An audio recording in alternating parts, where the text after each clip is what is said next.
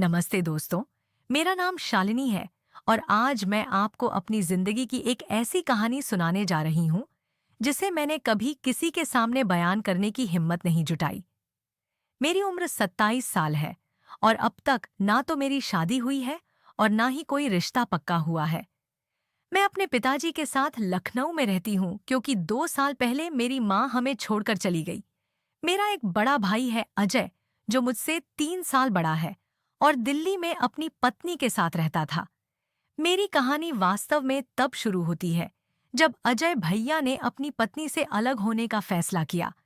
यह बात करीब 1.5 साल पहले की है। तलाक के बाद अजय भैया हमारे घर लखनऊ लौट आए और फिर हम तीनों, मैं, पापा और अजय, एक साथ रहने लगे। सच कहूं तो मुझे हमेशा एक बात परेशान करती थी। जब भी मेरे लिए कोई रिश्ता आता वह आगे नहीं बढ़ता। ना सगाई तक बात पहुंचती, ना शादी की। यह स्थिति मुझे बहुत परेशान करती थी। मेरी उम्र की सारी सहेलियां ना केवल शादीशुदा थीं बल्कि उनके बच्चे भी थे और मैं अभी भी अकेली थी। ना कोई जीवन साथी, ना कोई खास अनुभव। मुझे लगने लगा था कि मेरा समय बीत रहा है। इस ख्याल से मैं अक्सर अपने कमरे में अकेले बैठकर रोती थी। मैं खुद से सवाल करती, ऐसा क्यों? क्या मुझ में कोई कमी है? मैं तो सुंदर हूँ, अपना ख्याल रखती हूँ, समाज में घुलती मिलती हूँ, फिर मेरे लिए अच्छे रिश्ते क्यों नहीं आते? कभी कभी मन में यह ख्याल भी आता कि शायद किसी ने मुझ पर कोई टोटका कर दिया है। इन सब विचारों से मैं मानसिक रूप से टूट रही थी। लेकिन जब अजय भैया अपनी पत्नी को फ्लैट देकर हमारे पास लौटे, तो मुझे थोड़ा सुकून मिला। मुझे लगा कि अब मेरा भाई मेरा साथ देगा, क्योंकि अकेलेपन में मैं बहुत ऊब जाती थी। पापा तो शाम होते ही अपनी दवाइयां लेकर सो जाते थे और मैं अकेली बैठी रहती। हालांकि भाई और भाभी के तलाक से मुझे दुख भी था, क्योंकि मुझे भाभी बहुत अच्छी लगती थी। अजय भैया ने कभी नहीं बताया कि उनके बीच क्या हुआ था। बाद में पता चला कि वजह थी भाभी की अफवाहें फैलाने की आदत। वे हर किसी की बातें सुनती और फिर उन्हें इधर-उधर फैलाती। जब लोगों ने अजय भैया से इस बारे में शिकायत की तो उन्हें बहुत ठेस पहुंची। अजय भैया ने कई बार भाभी को समझाया कि अपने घर पर ध्यान दो, दूसरों की जिंदगियों में ताक झांक बंद करो, लेकिन वे नहीं मानती थी। वे हमेशा कहती, मेरी सहेली की भाभी के पति ने उसे नया फोन दिलाया, या हमारे पड़ोसी अपनी पत्नी को गोवा घुमाने ले गए। वे अपनी जिंदगी से संतुष्ट नहीं थी और हमेशा अजय भैया से शिकायत करती रहती थी। उस समय अजय भैया की आर्थिक स्थिति भी अच्छी नहीं थी, जिसे भाभी स्वीकार नहीं कर पाई और आखिरकार उन्होंने तलाक मांग लिया। जब अजय भैया हमारे साथ रहने आए तो धीरे धीरे हम एक दूसरे के करीब आने लगे। हम दोस्तों की तरह हो गए। हमारे पास और कोई दोस्त भी नहीं था, वह भी अकेला और मैं भी अकेली। पापा बुजुर्ग हैं, जैसा कि आप समझ सकते हैं। वे शाम 7 बजे अपनी दवाइयां लेकर सो जाते और सुबह 6 बजे उठ जाते। मैं और अजय रात देर तक जागते, साथ में खाना बनाते, कभी नमकीन या मिठाई खरीद लाते और टीवी देखते हुए घंटों बातें करते। हम एक दूसरे से सब कुछ शेयर करते, बिल्कुल दोस्तों की तरह। जब थक जाते तो मैं कहती, चलो भैया अब मैं सोने जा रही हूँ। मैं अपने कमरे में चली जाती और अजय भैया थोड़ी देर बाद अपने कमरे में। कभी कभी वह कहता, शालिनी चलो कहीं घूमने चलते हैं। हम बाहर जाते और उसका साथ मुझे सुकून देता। इस तरह उसने मेरे उस दर्द को कम किया जो मुझे शादी ना होने और उम्र बढ़ने की वजह से सताता था। लेकिन कुछ दिनों बाद मैंने महसूस किया कि अजय भैया खुद बहुत परेशान हैं। उनकी मानसिक स्थिति ठीक नहीं लग रही थी। कई बार मैंने उन्हें अपने कमरे में अकेले उदास बैठे देखा। मैं उनके पास जाकर पूछती, भैया क्या हुआ? इतने परेशान क्यों हो? अगर आप भाभी से इतना प्यार करते हैं तो अलग क्यों हुए? अजय भैया सिर्फ इतना कहते, शालिनी मैं उनकी वजह से दुखी नहीं हूँ, बस कुछ और सोच रहा हूँ, मेरी चिंता मत करो। धीरे धीरे अजय भैया की हालत और बिगड़ने लगी। अब वे ठीक से खाना भी नहीं खाते थे। यह देखकर मैं बहुत चिंतित हो गई। पहले वे मुझसे बाहर चलने को कहते थे, मेरे साथ खूब बातें करते थे, लेकिन अब वे हमेशा अपने कमरे में ही बंद रहने लगे। मुझे समझ नहीं आ रहा था कि आखिर उन्हें हो क्या गया है। वे अब दिन भर काम पर जाते और घर लौटते समय बिना मेरी ओर देखे खाना खाते और अपने कमरे में बंद हो जाते। वह मुस्कुराहट, वह बातें, वह मेरे साथ बिताए पल सब गायब हो चुके थे। उनका यह बदलाव मुझे अंदर ही अंदर तोड़ रहा था। मेरा मन भी उदास रहने लगा था। लेकिन एक दिन मैंने ठान लिया कि मुझे अजय भैया को इस अंधेरे से बाहर निकालना होगा। एक शाम जब वे काम से लौटे, मैंने सोचा कि उनसे दिल खोलकर बात करूंगी। उनके कमरे तक पहुंची तो दरवाजा थोड़ा खुला था। अंदर झांकने पर जो दृश्य मेरी आंखों के सामने था, उसने मेरी सांसें रोक दी। अजय भैया अपने लैपटॉप पर अश्लील फिल्म देख रहे थे। स्पीकर की आवाज इतनी थी कि मुझे सब कुछ साफ सुनाई दे रहा था। मैं जैसे पत्थर बन गई थी। न पांव हिला सकती थी, न नजरें हटा पाती थी। उनकी आंखें स्क्रीन पर जमी थी और उनके हाथ, मैं समझ गई थी कि वे क्या कर रहे थे। किसी तरह खुद को वहां से खींचकर अपने कमरे में लौट आई। अपने बिस्तर पर बैठी तो दिमाग में वही दृश्य बार बार घूम रहा था। अजय भैया का बिस्तर दरवाजे के सामने ही था, इसलिए मैंने सब कुछ स्पष्ट देख लिया था। उनकी हर हरकत, हर भाव, यह मेरे लिए बिल्कुल नया अनुभव था। मन में एक अजीब सी हलचल होने लगी थी। उस रात मैं सो नहीं पाई। अलग अलग विचारों ने मुझे घेर लिया था। अगली सुबह जब उठी तो अजय भैया काम पर जा चुके थे। अनजाने में मेरे कदम उनके कमरे की ओर बढ़े। वहां उनके बिस्तर पर कुछ निशान थे जो रात की घटना की गवाही दे रहे थे। मैं समझ गई कि वे क्या कर रहे थे। मेरे भीतर एक अजीब सा संघर्ष चल रहा था। क्या यह परेशानी है, हैरानी या कुछ और? मैं बेचैन हो उठी और जल्दी से उनके कमरे से निकल आई। पापा के लिए नाश्ता बनाते हुए भी मेरा ध्यान बार रात के दृश्य की ओर जा रहा था। मैं अब कोई छोटी बच्ची नहीं थी, सब समझती थी। सच कहूं तो मेरे भीतर भी वही भावनाएं जागृत हुई थी जो शायद अजय भैया महसूस कर रहे थे।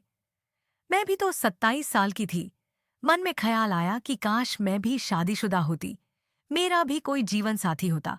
और फिर अचानक मेरे दिमाग में अजय भैया की तस्वीर आ गई। मैं चौंक गई। ये मैं क्या सोच रही थी अपने ही भाई के बारे में। लेकिन रात जो देखा था वह मेरे मन से जा ही नहीं रहा था। उनकी आंखें, हरकतें और उनका मैं अपने विचारों से ही शर्मिंदा हो गई। शाम को जब अजय भैया लौटे, मैंने हिम्मत जुटाकर कहा, भैया आपसे बात करनी है। वे बोले, अभी नहीं शालिनी, मैं थका हुआ हूँ, अपने कमरे में जा रहा हूँ। उन्होंने बिना मेरी ओर देखे कहा। मैंने कहा, प्लीज भैया, सिर्फ थोड़ी देर। आप अब मुझसे पहले जैसे बात भी नहीं करते। मैंने विनती की। उन्होंने आह भरी, ठीक है, मैं थोड़ा आराम कर लूं, फिर बात करेंगे। मैंने सिर हिलाया, लेकिन कुछ देर बाद फिर से उनके कमरे के पास से गुजरी तो वहीं आवाजें सुनाई दी। वे फिर से वहीं कर रहे थे। मैंने इंतजार किया। जब वे बाहर आए मैंने सीधे पूछा, भैया आप कब तक ऐसे रहेंगे? मैं आपकी हालत देखकर बहुत परेशान हूं। उन्होंने गहरी सांस ली। शालिनी, मुझे लगता है मुझे फिर से शादी करनी चाहिए। मैं तंग आ चुका हूं अकेलेपन से।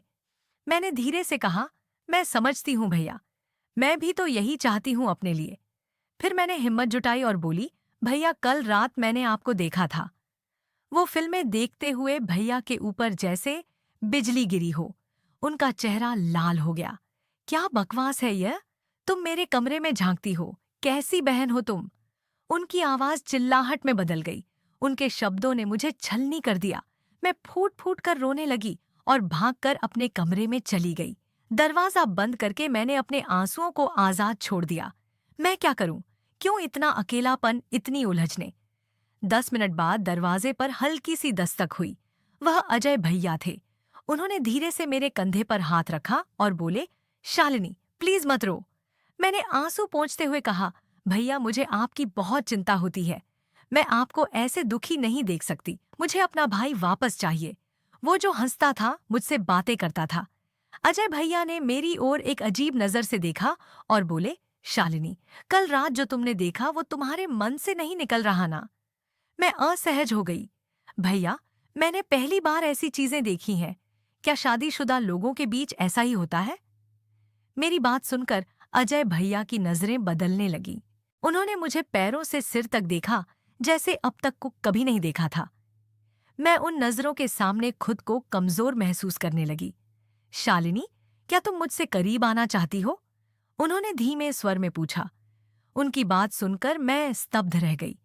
कुछ पल सिर झुकाकर खड़ी रही। फिर हल्की सी मुस्कान के साथ सहमति में सिर हिला दिया।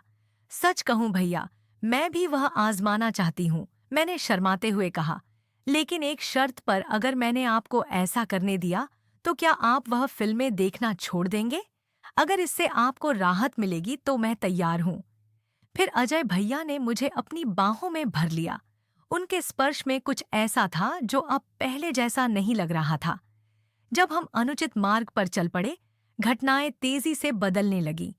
कुछ दिनों तक हम दोनों अपनी गलतियों के दलदल में डूबते गए। जो रिश्ता पवित्र होना चाहिए था, वह कलुषित हो गया। हम सावधानी बरतते, लेकिन पतन का अंत निश्चित था। एक रात जब हम मेरे कमरे में थे, अचानक पापा को कुछ आहट सुनाई दी। वे उठे और मेरे कमरे की ओर आए। पापा बोले, शालिनी, क्या कर रही हो इतनी रात को? कौन है तेरे साथ? उनकी आवाज सुनकर हम दोनों सहम गए। अजय भैया ने जल्दबाजी में अपने कपड़े ठीक किए। जब दरवाजा खुला, पापा ने हमारी हालत देखकर सब समझ लिया। ये क्या हो रहा है तुम दोनों के बीच? पापा गुस्से से कांप रहे थे। यह हमारा घर है, हमारा परिवार है। तुमने हमारी इज्जत मिट्टी में मिला दी। मैं शर्म से फूट फूट कर रोने लगी। पापा के चेहरे पर निराशा का भार देखकर मेरा दिल टूट रहा था। पापा बोले, शालिनी, मैंने तुम्हें इतने अच्छे संस्कार दिए, लेकिन यह सब क्या है? और अजय, तुझे अपनी बहन की इज्जत की भी परवाह नहीं? पापा के शब्दों ने हमें वास्तविकता का एहसास करा दिया। अजय ने सिर झुकाकर कहा, पापा मुझे माफ कर दीजिए। मैं बहुत परेशान था और गलत रास्ते पर चल पड़ा। मैंने भी बिलखते हुए कहा, पापा, मैंने भी बहुत बड़ी गलती कर दी, मुझे माफ कर दीजिए। पापा ने गहरी सांस ली। उनकी आंखों में आंसू थे, लेकिन वे मजबूत बने रहे। अब यह सब बंद करो, मैं नहीं चाहता कि हमारे परिवार की बदनामी हो। इतना कहकर पापा चले गए। पीछे छोड़ गए अपने टूटे हुए सपनों का मलबा। अगली सुबह पापा ने अजय को घर छोड़ने का आदेश दिया। अजय, अब तुझे अपनी जिंदगी अलग बनानी होगी, और शालिनी, मैं तुम्हारी शादी जल्द से जल्द करवाऊंगा। अजय ने अपनी गलती स्वीकारी और जयपुर में नौकरी ढूंढने चला गया। मैंने भी अपने भीतर के बुरे विचारों से छुटकारा पाने का संकल्प लिया। कुछ महीनों बाद पापा ने मेरे लिए एक अच्छा रिश्ता ढूंढ लिया। विवेक एक छोटी सी कंपनी में काम करता था, नेक दिल और समझदार इंसान। हमारी शादी हो गई और मैंने उनके साथ नई शुरुआत की। विवेक ने मुझे हमेशा सम्मान दिया, प्यार किया, और मैंने भी अपने अतीत को पीछे छोड़कर आगे बढ़ना सीखा। अजय ने भी एक अच्छी पढ़ी लिखी लड़की से विवाह कर नया परिवार बसाया। आज मैं विवेक के साथ सुखी हूँ। मेरे एक प्यारे बच्चे हैं और मैं अपनी गलतियों से बहुत कुछ सीख चुकी हूँ। अब मैं समझती हूँ कि परिवार की मर्यादा और सही मार्ग पर चलने से बढ़कर जीवन में कुछ नहीं है। कभी कभी हम भटक जाते हैं, गलत निर्णय लेते हैं, लेकिन सुधरने का मार्ग हमेशा खुला रहता है। मेरी कहानी एक गलती की नहीं, बल्कि उस गलती को पहचानने और सुधारने की है। मिलन भी जीवन है और विरह भी जीवन है। गलतियां भी जीवन है और उनसे सीखना भी। दोस्तों, यह थी मेरी कहानी। आशा करती हूँ कि आपको इससे कुछ सीख मिली होगी। जीवन में कभी कभी हम ऐसे मोड़ पर पहुंच जाते हैं जहां गलत फैसले आसान लगते हैं, लेकिन हमें हमेशा याद रखना चाहिए कि हमारे निर्णय सिर्फ हमें ही नहीं, हमारे परिवार को भी प्रभावित करते हैं। मैंने अपनी जिंदगी से यही सीखा है कि अपनी कमजोरियों और अकेलेपन में हम कभी कभी ऐसे फैसले ले लेते हैं जो हमारे और हमारे परिवार के लिए सही नहीं होते। लेकिन हमें हमेशा अपनी गलतियों से सीखना चाहिए और आगे बढ़ना चाहिए। तो दोस्तों, आपको यह कहानी कैसी लगी? कृपया अपने विचार साझा करें। अगर आपको यह कहानी पसंद आई तो इसे लाइक और शेयर करें। ऐसी ही और कहानियों के लिए हमारे चैनल को सब्सक्राइब करें और बेल आइकन दबाना ना भूलें। धन्यवाद।